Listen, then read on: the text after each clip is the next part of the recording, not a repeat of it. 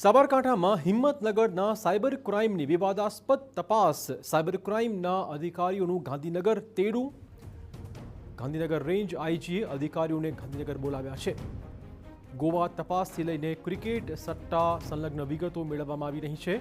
આરોપીઓ સરકારી આવાસના લાભાર્થીઓને ફસાવતા હતા. બેંક ખાતા ભાડેથી લઈ સટ્ટાની જાળમાં ફસાવતા હતા.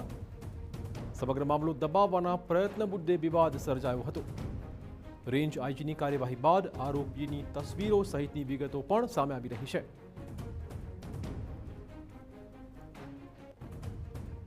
તો સાયબર ક્રાઇમની એક મોટી તપાસ, જો કે આ અધિકારીઓને બોલાવાયા છે હવે ગાંધીનગર, કેમ કે આખી જે તપાસ હતી એ શંકાસ્પદ લાગી રહી છે.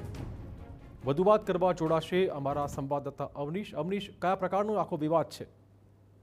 વિવાદની વાત કરવામાં તો જે પ્રકારે ગત 1 તારીખના આસપાસમાં આ ઘટના જે છે તેની ફરિયાદ નોંધવામાં આવી હતી, ત્યારબાદથી લઈને આ આરોપી પકડ્યા અને તેને કોર્ટમાં રજૂ કરવાથી લઈને સબ જેલમાં મોકલવા સુધીની આ તમામ પ્રક્રિયા જે છે તે મામલાને જાણે કે દબાવી રાખવામાં આવે તે પ્રકારનો પ્રયાસ જે છે તે તપાસનીશ અધિકારીઓ કર્યો હતો. જે મામલો સામે આવતા જ રેન્જ આઈજી વિરેન્દ્રસિંહ યાદવે આ તમામ તપાસ મામલો જે છે તે પોતાની પાસેના અધિકારી તરફ સોંપણી કરી દીધી હતી અને રેન્જ આઈજીથી જ આની તપાસ જે છે તે શરૂ કરવામાં આવી છે. આખા મામલાની પાછળનો ઉદ્દેશ શું હતો, કયા હેતુથી આ પ્રકારે આ મામલાને દબાવવાનો પ્રયાસ કર્યો હતો અને ક્રિકેટના સટોડિયાઓનો આ મામલો હોવાના કારણે વસાહતીઓને નિશાન બનાવીને પોતાની જાળમાં ફસાવતા હોવાનો મામલાને લઈને બિલકુલ ગંભીરતાથી આ વાતની તપાસ શરૂ કરવામાં આવી છે.